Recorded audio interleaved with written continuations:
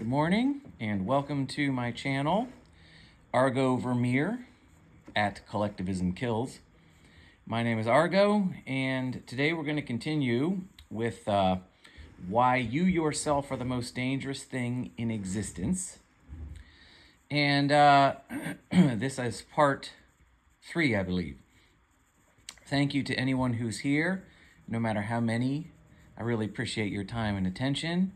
And I thank you for giving that time and attention to me. I know that your time and attention are being vied for by thousands, if not more, interests, channels every single day. And I do appreciate any number of you giving your time and attention to me. I hope that what I do here is informative, is interesting, is helpful. I'm trying to get across some kind of objective truth, not some kind of, objective truth. I'm not here or interested in peddling an opinion or an idea or a way to look at things. There are people like that all over the internet. There are millions of channels that are redefining how we approach health and nutrition, stuff that has worked for decades apparently isn't good enough anymore. So people are going to tell you, what's the right way to work out? What's the right way to eat? When I was growing up, it was you need a balanced diet of protein, vegetables, and carbs. You don't overeat. You get regular exercise.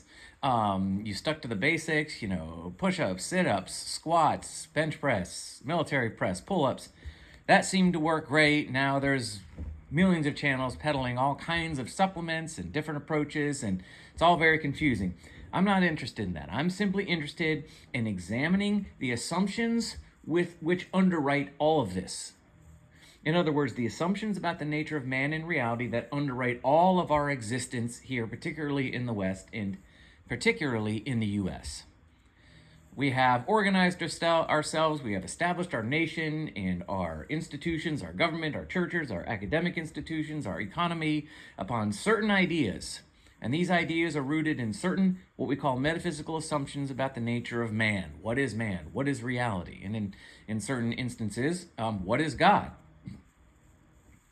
And so what I'm trying to do here is just to examine these assumptions, figure out which ones are right, which ones are wrong, why, and then choose to follow the correct ones. Those assumptions which do not contradict fundamentally, which accurately, in other words, rationally, consistently, non-contradictorily, and if it's a paradox, resolving the paradox. These fundamental non-contradictory assumptions which inform ideas. This is what we want, so that we can follow good ideas and throw away the bad ideas. We can follow good schools of thought, good ideals, good institutions, and throw away the irrational ones or the bad ones, because those are illegitimate. They're rooted in a lie. We want to forget those and follow the correct ones.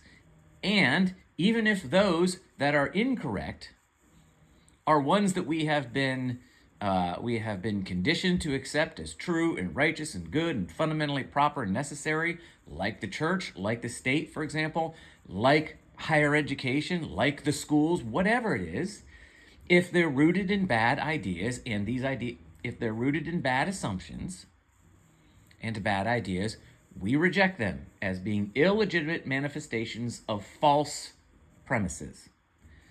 So I'm not here to peddle some opinion. I'm not here to peddle some new way of thinking.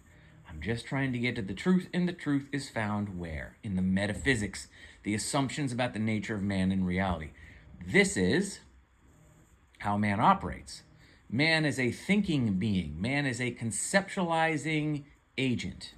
Your ability to conceptualize a distinction between yourself and your environment is what makes you different from animals. Men do not function primarily, and when I say men, I'm using capital M, I mean mankind, which obviously includes women. I use the term because that's the term for the species. I'm not being sexist here. Obviously, I mean both men and women. Men operate based on assumptions. They do not operate based on instinct, and no matter what the scientific determinists try to tell you. as I've said in other videos, the scientific determinists. In other words, those philosophers whose metaphysical assumptions are rooted in quote-unquote scientific truth, the laws of nature, the mathematical universe, the determinative processes of evolution, that kind of stuff, those sorts of ideas about why man is and how he acts and why he acts the way he acts. These are mystics. That's just another old-fashioned Gnostic, mystic, cult-like religion. Scientific determinism. Science is fine, but when science becomes philosophy, it becomes a mystic, cult-like determinative religion, or determinist religion, and the outcomes will be the same as they always are, which is chaos and misery and death for the species. Excuse me. So no, man is a thinking creature. Man operates based on assumptions, fundamentally not on instinct, because your nature is your ability to conceptualize. This thing about you, this singularity to your own existence that makes you able to use the word or the pronoun I, me, myself, as an absolute existential frame of reference for existence. It is the distinction between you qua you and your environment, which includes your body and obviously the world and the universe around you. Now, I'm going to prove to you why and how men are not instinctual fundamentally. They are rooted in, their nature is that of conceptualization. That the nature of man is his ability to conceptualize. In other words, that man is fundamentally a thinking animal, not an instinctual animal. This is what makes us not animals, and what makes men different than all of the other creatures in the universe.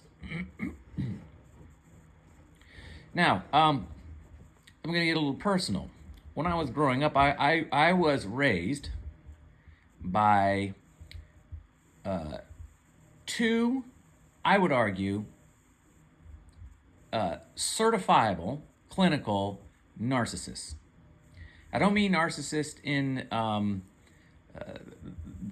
sort of just a general sense that we refer to anybody who tends to have selfish tendencies or tends to be a little bit self-centered or tends to think they're all that when they're not. No, I mean at the clinical level. So at the clinical level, I mean this. Now, I'm not a psychologist, but I have had enough experience with these kinds of personalities, and I have done enough research to, I submit, in my opinion, yes, make an educated guess. But nevertheless, now I hope not to be doxing them. You don't know me, and that's fine, so you don't know who these people are. But at any rate, so what ends up happening to people who are raised by a narcissist, and I mean in the clinical sense, and if you don't know what I mean by the clinical sense, go look it up. Narcissism is on what psychologists call the dark psychological traits. So you have antisocial, which is like psychopathic, sociopathic. So antisocial would be your psychopaths and your sociopaths. You have narcissists, and you have two kinds. You have the covert narcissist, which is the one that's, I'm not going to get into a long treatise on narcissism, but you have your covert narcissist or the vulnerable narcissist. So these are narcissists that present themselves as innocent little lambs, but they have very thin skins, and they tend to love bomb, and they tend to seem very vulnerable. They seem almost childlike. They don't seem to be self-promoting or aggrandizing like your overt narcissist, but deep down, they have a massive sense of entitlement, and they have a deep need for the attention and the affection of others, and they react very angrily and sometimes even violently when they don't get it. They're the kinds of people that when they lose their temper, you're like, oh my gosh, this person is out of their mind. I wouldn't have known it. The grandiose or overt narcissist is more of what you might think of when I say narcissist. They can do no wrong. They're always right. They carry themselves like they're better than everybody else. Oftentimes, They have nothing really to back that up. They haven't really accomplished much of anything, but for some reason, they were just born special. And everybody owes them their time and attention. And if they don't get it, well, it's because everybody else is the problem. So, at any rate, you have these two types of narcissism, which I look at it this way. This is the way, in my experience, I've described these kinds of narcissistic personalities. The overt narcissist is the only true God in their mind. They are God. Everybody should be a direct function of them. Everybody owes their time, attention, life, and property to this person. And because they go through life not getting it, they tend to be very angry. They're angry people. Their main emotion is anger. They're God, and everybody else is wrong for not recognizing it. They don't have to do anything other than be born to be better than everyone else, to be the master of the universe. That's your overt narcissist. They're God. The covert is the worshiper. The covert is the one. So the overt is the one true God. The covert or vulnerable is the one true worshiper. The covert expects you to lavish praise, adoration, and worship upon them. They're the best. They're the greatest. No one comes close. They are entitled to your time and attention. The covert is the only true worshiper. They will treat you, the vulnerable narcissist will treat you with love and affection and smiles and attention. But as soon as you move away from them or establish a boundary or attempt to live a life outside of them to exercise your own existential independence, they will get very angry with you. How dare you not understand that I'm the only one who can truly love you? I'm the only one who can truly care for you. No one else can understand and love you the way I do. How dare you? You're not God without me. So you see, it's a roundabout way of them saying they're God. You see, I'm the only true worshiper, and therefore, without me, you're not really God. So I'm actually the reason why you're God. I am God to God. You see? So covert narcissists are as bad. I want to be clear here. Covert narcissists are as bad, if not worse, than overt, because the overt narcissist thinks they're God. The covert narcissist, being the only true worshiper, implicitly says they are the God of God. They are the reason why God is God. You see? So you have these two types of narcissists. You have this dark triad. You have psychopathy, sociopathy. You have narcissism. I think you have borderline. I think these are the dark triad, as they call it. So these are the worst of the worst people. So if you're raised by these people, and I submit that I was,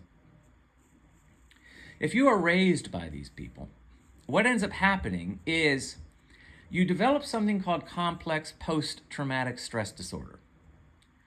Now, in my experience, what this means is, it means a lot of things, but one of the major things that it means, and this is, again, going back to, I'm going to show you why the fundamental ability of man to conceptualize himself is his root nature. And so true death for man is not bodily death, but the death of the self, the death of the spirit.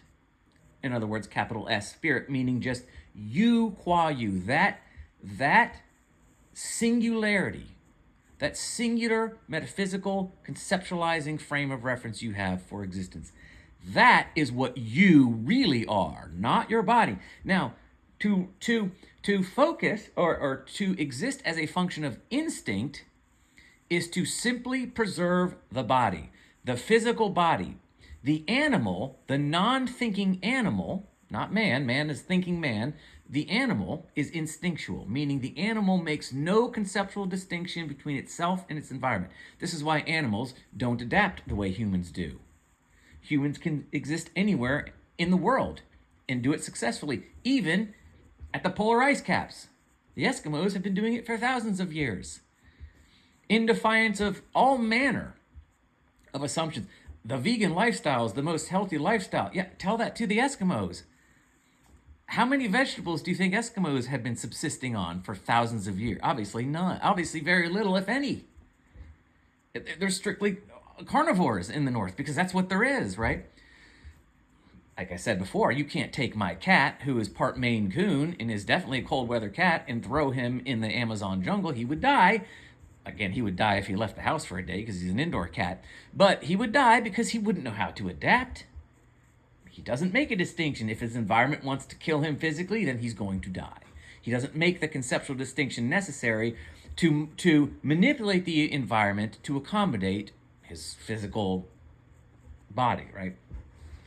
So this is what I'm doing here. So what ends up happening is part of the complex post-traumatic stress disorder that you get by being raised by these kinds of people is there's a lot of shame and guilt. And that is subconscious, right? It hits you. Shame, guilt, there's a lot of anxiety. Panic disorders are not uncommon. So what ends up happening is you'll notice that anytime you try to exercise any personal autonomy, so you decide you're going to do something for yourself, you're going to move away from these narcissists, you're going to, or not even move away from the narcissist. Say you've moved away, say you've gone no contact, say you've recognized the abusive nature of these people, you've recognized the evil spirit that's in them, and you've moved away. Because you are still traumatized, because you have this sort of complex post-traumatic stress disorder as a function of being raised in your psychological formative years by these pathological personalities, you'll notice that anytime you, even subconsciously, start to do things for yourself, start to be your own person, start to establish boundaries for yourself, start to say you're going to like things because you like them, you're going to do things because they bring you value, you start to get a little bit of success at some of the things that are important to you, you will be overwhelmed. In some cases, if you haven't worked on yourself, and it takes years to do this, and I don't think you ever truly recover from complex post-traumatic stress disorder. You can learn to deal with it and live a fairly successful and functional life, but I don't, because it's part of your, because the abuse happens so early, the way your brain develops and the way your subconscious develops, that becomes part of your ingrained personality. So you can manage it, but you can't ever really not be traumatized. You know, you can never not be traumatized, because that would mean that the trauma never happened. But to give anybody who might be listening hope, you can successfully deal with it. Part of the way I've dealt with it is trying to get at the truth of existence and reality, trying to get at the truth of the matter. But there's other ways. Certainly counseling and medication for a time can help. But at any rate, so what ends up happening is as you start to do things for yourself and even get a little success in these things for yourself, you start to feel these overwhelming, in some cases.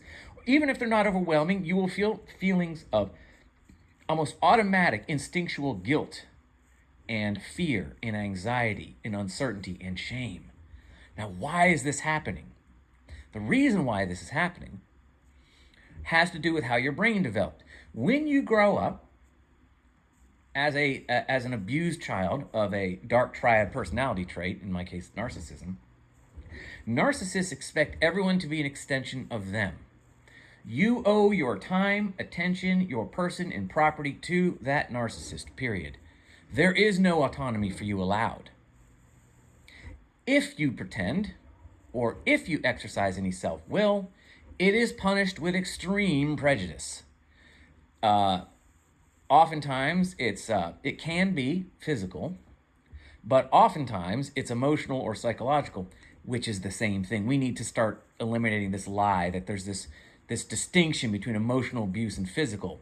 One implies the other. To be emotionally abused is to be physically abused, because it changes your brain, and there are real health problems that people who have been emotionally and physically traumatized carry with them. Their brain chemistry is not the same. Like I said, they have complex post-traumatic stress disorder because this is how their brain operates.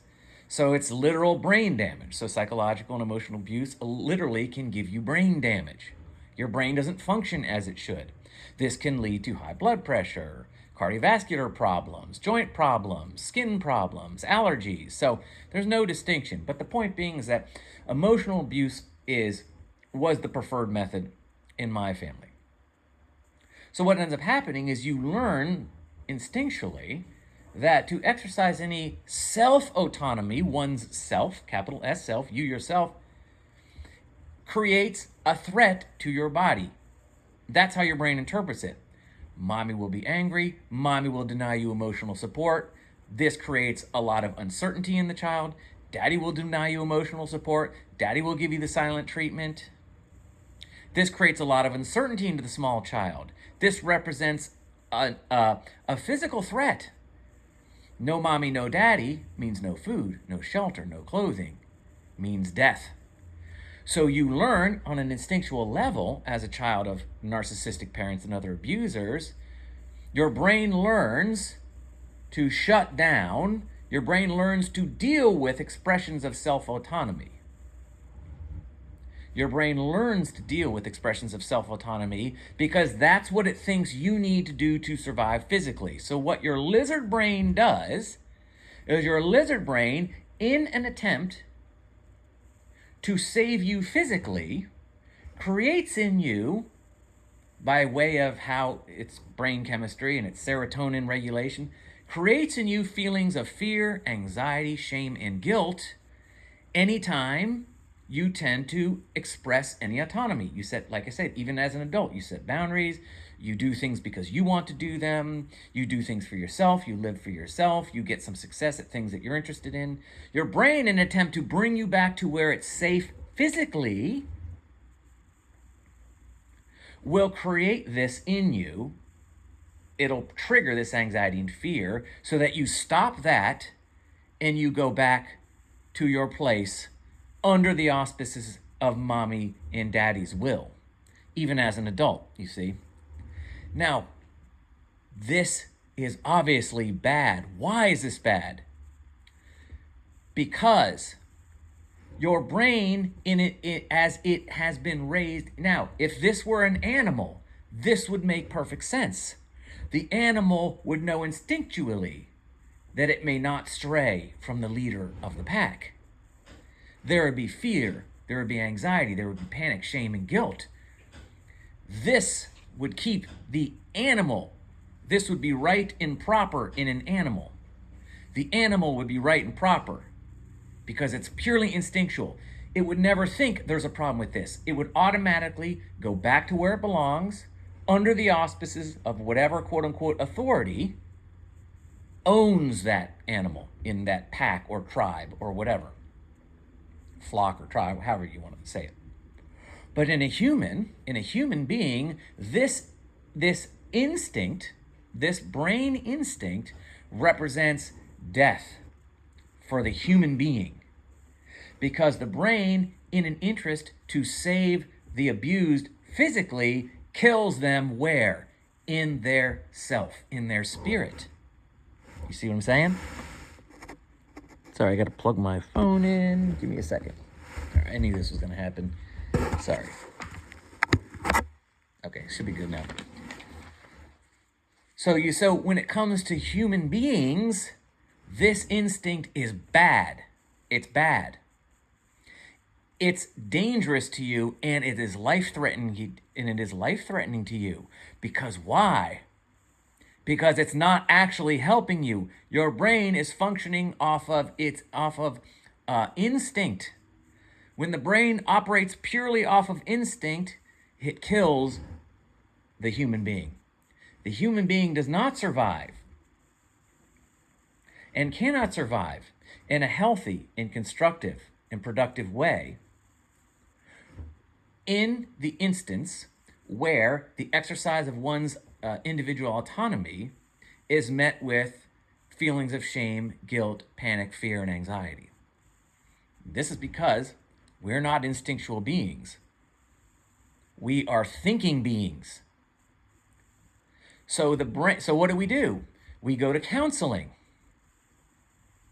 We learn to regulate these feelings. We might go on serotonin reuptake inhibitors to allow the serotonin, which is what keeps normal people calm, So the serotonin can no longer be blocked by the brain in order to prevent those feelings of anxiety and panic and fear. So we, as people, what do? We seek, we understand this is bad. Every time I exercise my individual autonomy, my singularity of self, I should not have to deal with feelings of shame, guilt, anxiety, fear, panic, because we understand this is anathema to what we really are. We are a thinking individual. The brain is not helping us. Where the brain in this instance might help an animal to be safe, it doesn't help the individual human being to be safe. It kills the individual human being.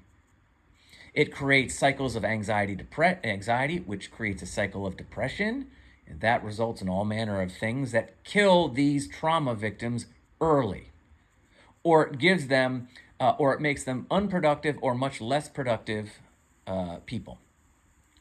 So I thought this was an interesting example, a personal example, as to why I can, capital P, prove, in some sense, prove to you that no, we are not simply animals. We are not simply meat puppets with an illusory consciousness. For our brains to operate purely on instinct is anathema to what we are fundamentally, because we are not fundamentally instinctual beings. We are thinking beings because we are a self. What our nature is as human beings is the conceptualizing self. We have a singular existential frame of reference, period. And this is what needs to be maintained, and this is what needs to be sacrosanct, and this is what needs to be promoted in order to promote the species of human being. This is why governments, as I've said in other videos, never work. Because governments do not exist to promote man in his nature as an individual. Governments are rooted entirely in collectivist metaphysics, which deny fundamentally the existence of the singular autonomous individual self. This is why governments don't work, never work, and always collapse, or always radically change, and usually these changes come at great cost to the masses. Misery, torment, bankruptcy, starvation, murder, death, exploitation, slavery, etc. Because government is rooted in collectivist metaphysics, and collectivist metaphysics fundamentally deny the nature of man, which is his singular self. So we are not instinctual animals. We are people. So, should I keep going? I'm only at 27 minutes, so I think I'll talk for a little bit longer. Okay, so we're going to move on with this article. And look, if you have trouble relating to what I just said, then God bless you, because you were likely not traumatized. Or you're a narcissist and psychopath yourself, in which case you don't really feel anything. So, which I'm not judging anybody listening here. I'm just saying that that if you can't relate, I mean, I would judge you if you're a psychopath or narcissist, because that's bad. But unfortunately, there's very little that narcissists and psychopaths can actually do, because it's a personality disorder, right? It's, my mom for years was on medication. And the medication never really worked or changed or made anything better. And I knew it was because medication can't make you a different person. Like, if you have there's a difference between having, between having some kind of a psychological problem or psychological disorder and having a personality disorder. If you are a narcissist or a psychopath, this is you. You are this. You are unable to empathize, sympathize. You are unable to look at other people as having intrinsic worth, existential equity with you. You can't, because you made a decision a long time ago to cut off that part of your brain, that part of your spirit you have let rot and die. You have become a person which is, I would argue, almost, I don't want to say absolutely, but almost certainly irredeemable. So there's nothing that really can be done with these people, which is why you need to avoid them. You shouldn't entertain them. You should cut them off. You should go no contact, because these people are vampires. They're only interested in your jugular. They're not interested in a relationship with you. They will pretend like they are, just like the starving vampire will pretend to be your friend. But understand, the only thing that's on their mind is how to get at your jugular. They don't care about you. They want your life's blood. And you can't make a vampire not a vampire, right? That's what he is. That's what she is. It's a personality disorder, and there's no such thing as a personality transplant. You can't not be you anymore. It's like there's no medication that's going to make you not you. So that's just an aside. But my point is that barring that, if you have trouble relating to this, I hope you find it interesting, but I'm glad you don't, because you probably were not raised in an abusive family. Not all families are perfect. Not all parents are perfect. There are rough childhoods. But to be raised by someone with a clinical personality disorder is a different animal altogether. And I'm very thankful that if you have trouble relating, it's likely because you were not abused. And that is a good thing. If those of you can relate, I hope this has helped you to understand, and to understand that your moral obligation is to yourself, to recognize your fundamental individual existence, and understand that this implies a moral and existential value reciprocity between you and your neighbor. So you love yourself and you love your neighbor, right? I've gotten into the metaphysical corollary between oneself and one's neighbor or other people. When I say neighbor, I use it in the biblical sense where it means other people, not just the people living next to you. So hopefully that is somewhat helpful to you. Okay. So trying to get through this series. Now, okay, so we're going to break here and we're moving on. Next subject. Now, I've noticed that I call myself a metaphysician. Obviously, this is my avocation. I don't do this for a living. I have a graduate, actually, it's a doctorate degree in another field, but it's not philosophy. But I fancy myself a metaphysician, meaning I'm not exclusively, but I am primarily interested in metaphysics, the category of metaphysics. So you have the 5 philosophical categories, metaphysics being the foundation. The first one, metaphysics. You have metaphysics, epistemology, ethics, politics, and aesthetics. Metaphysics is where I'm most interested. That's my favorite and my favorite philosophical category and the focus of my attention. I am interested in the assumptions which underwrite ideas and institutions and schools of thought and philosophies and ideologies and religions, etc. I'm interested in the assumptions they make about the nature of man and reality. The nature of man. What is man? What is reality? What is God? How do they relate? How do they fit into the grand tapestry of existence?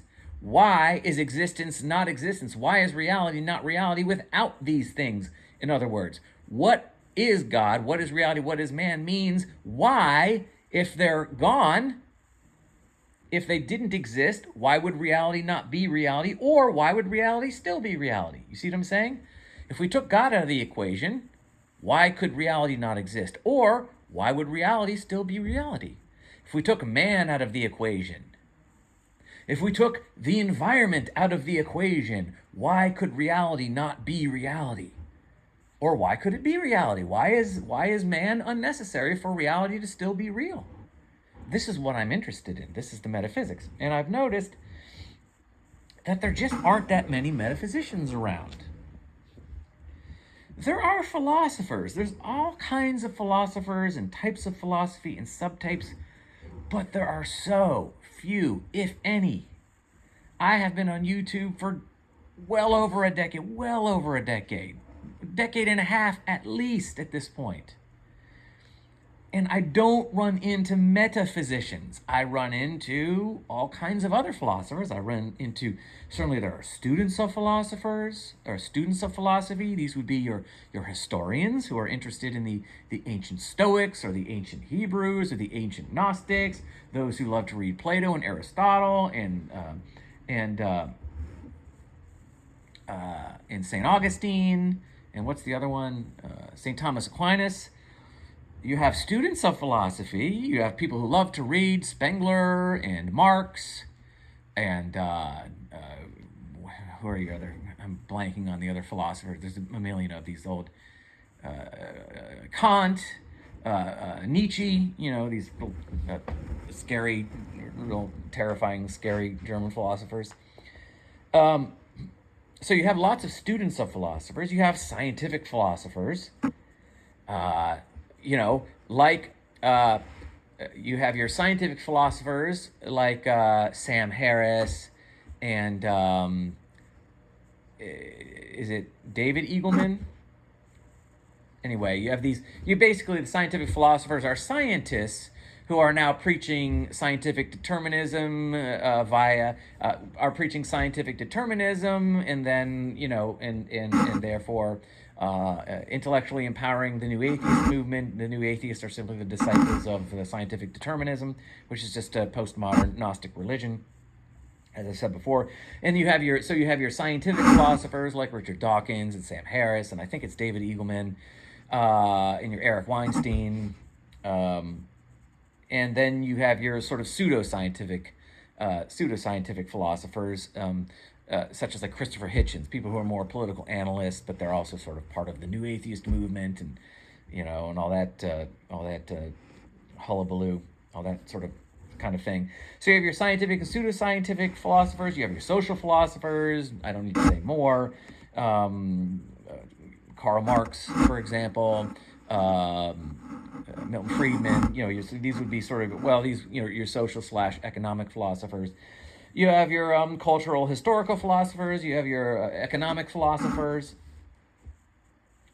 You have people who study ethics, like I would argue, like Hannah Arendt would be. Hannah Arendt would be an ethics, a sort of a philosopher of ethics.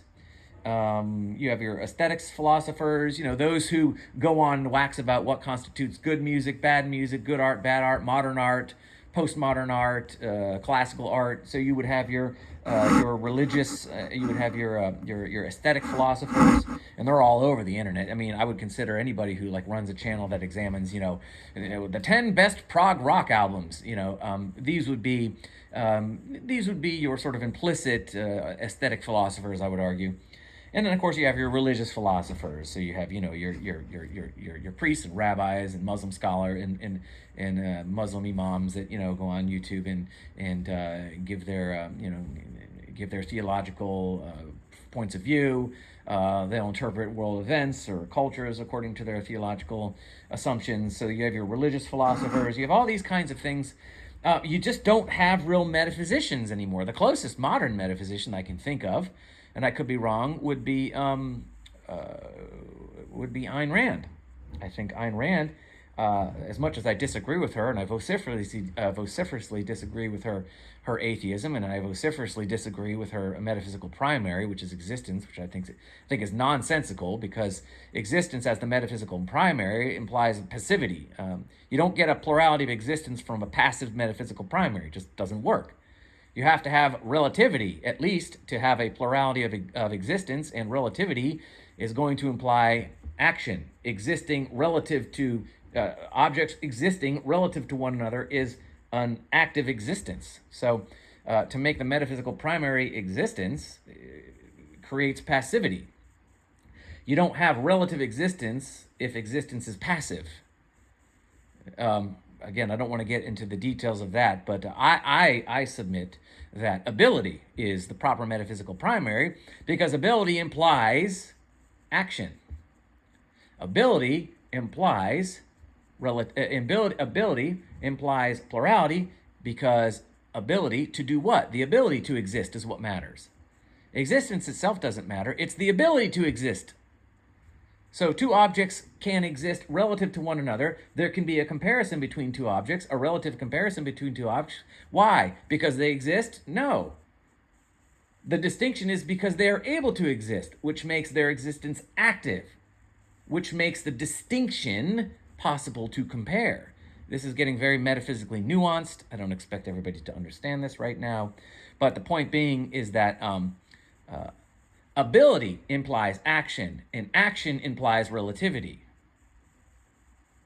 Or rather, ability implies action, action implies ability implies action, action implies relativity, relativity implies a reference. Anyway, I'm getting my metaphysics mixed up. Let's see. Ability implies action, action implies relativity, relativity implies plurality, and plurality implies a reference. So I'm going down my metaphysical chain. So as much as I disagree with Ayn Rand, she, you could argue, was at least a metaphysician in the sense that she had a specific metaphysical frame of reference. She was an atheist, but at least she could make a metaphysical argument. The new atheist movement do not do that, which is why all of these new atheists, are miles away from an Ayn Rand. Even though Ayn Rand is wrong, and I can prove it, objectively, ironically, Ayn Rand is way more of a real philosopher and a real bona fide atheist, I would argue, than any of the four horsemen that we're supposed to be so afraid of. Oh, they're gonna hammer us with their reason and truth and evidence and proof and all this bullcrap. They're not even anywhere within 1,000 miles of Ayn Rand, because they have simply devoted themselves. Number one, they've devoted themselves to the most obvious and most obviously clumsy and untenable metaphysical primary, the mathematical universe and the laws of nature, and they never actually argue them. They never actually want to argue that these things represent rational metaphysical premises and primaries, and always want to enter into the debate from the epistemological point, meaning they want to enter into debate never having argued for their metaphysical assumptions, and then demand that you, as, for example, the theist, accept their definition of proof and evidence. They are imposters. They are absolute imposters. They shouldn't be within 1,000 miles of any kind of metaphysical debate, because they are not metaphysicians, not even the slightest bit. And even though Ayn Rand is an atheist, and even though I disagree with her metaphysics, she was a metaphysician. She had a metaphysical argument to make. These four horsemen aren't anywhere within 1,000 miles of Ayn Rand. They're nowhere near her as a philosopher or as a thinker. Not even close. So she's the only one that I would think of that I can think of, is an actual bona fide metaphysician who has something to say metaphysically, specifically, and doesn't run from them, and spent her life arguing for her metaphysics. That, my friends, is honorable. I disagree, but I would deal with her, and I would accept her, and I would listen to her any day of the week and twice on Sunday before I would ever listen to the nonsense that's spewed from the modern new atheist movement, who has nothing to say metaphysically and therefore makes their entire philosophy completely bankrupt. It's a cult, and it's Gnostic. Objectivism is not. It has a bad metaphysical premise, and it has bad metaphysical premises and a bad metaphysical primary, but you'll notice that objectivists don't necessarily tend to come across culty or cultish or mystical. When you discuss things with them, you're discussing the metaphysics. You discuss something with a new atheist, it's a cult. You're dealing with a mystic who wants to run away from their fundamental assumptions and demand that you believe just because they're right, and if you can't see it, well, screw you. That's not what an objectivist does. An objectivist is more than happy to scrap with you on the metaphysics. So, where am I now? So, my point in saying this, just to wrap this up, is that we need to start focusing on the metaphysics. And you should be thinking metaphysically. And when you start to think metaphysically, everything will start to make sense. Why does the government do this? Why does the government say thing and do another? Why is the government corrupt? Why is there social unrest? Why is there moral relativism? Why is the population in the West getting fatter and lazier and stupider? And no, I'm not referring to the dilution of the white. This is not a dog whistle for the white supremacists. I'm not saying this has anything to do with, well, we're inviting all these low IQ immigrants or open board. No, no, no, no.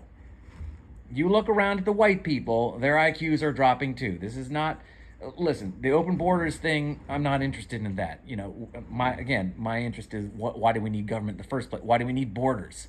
What do you mean? You know, national borders. What is this? Well, national borders imply borders controlled by government. Okay, why do we need government?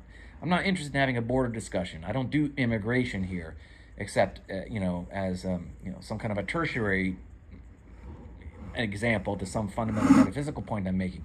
But what I'm trying to say is that no. Why? So all of this will start to make sense. Why is everything so ugly now? Why is the music so overproduced? Why is everything seem artificial? Why does there seem to be epistemological chaos? There's no such thing as truth. Everybody has their own truth. Truth is relative, which of course is a truth claim, which makes it contradictory. But that's okay because, why is the new postmodern religion in the West scientific determinism? All of this will begin to make sense once you examine the metaphysics.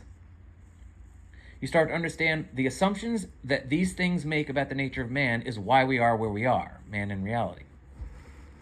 Now, it's not going to make it any easier to deal with, but, it will make it easier to deal with because at least you'll know your enemy. You'll know what the problem is, and you'll know, okay, now that I have the truth, how can I act in service to the truth? That will automatically begin to build a hedge between you and all this chaos going on around you. But it won't make it any less evil or frustrating, but at least you'll know why, and you'll be able to take the next step towards doing something productive in service to truth. So it will lessen your despair, and it will lessen your exasperation, I would argue. So you do want to examine the metaphysics. So I'm going to stop there, and because I really don't want to go, 50 minutes seems long, so I'll stop there. I may add a little bit more tonight because I might have some time tonight. But anyway, I hope this was helpful. And I don't know exactly what I'll call this. I might call this The Dangerous Self, and then something to do with narcissism. I don't know. But I hope this is interesting and helpful. I appreciate you all being here. Oh, this is what I want to say. An old acquaintance of mine used to say, I believe this was his saying, he used to say, if you want to know why masses of people are taking the same irrational and self-destructive actions, find the assumptions and you will find the cause. So, go find the assumptions. When you see something you think is wrong, if you hear something you think is wrong, go find the assumptions. Why are they doing this? Why is this happening? And when I say why, I mean fundamentally. What is this thing saying about the nature of man? Why are people doing this? Find the assumptions. That's your homework. Go look around at something that bothers you in the world and then try to figure out why it's happening. Go find the assumptions. Go find the metaphysical assumptions which are underwriting that behavior or that occurrence or that institution or that way of doing things. And I will talk at you later. Thank you for anybody who's tuned in. Again, thank you so much for your time. Please like, share, and subscribe if you find this interesting or helpful. And I say this as a joke, obviously, but it makes sense. I will talk at you next time. Okay, take care. God bless all of you. Bye-bye.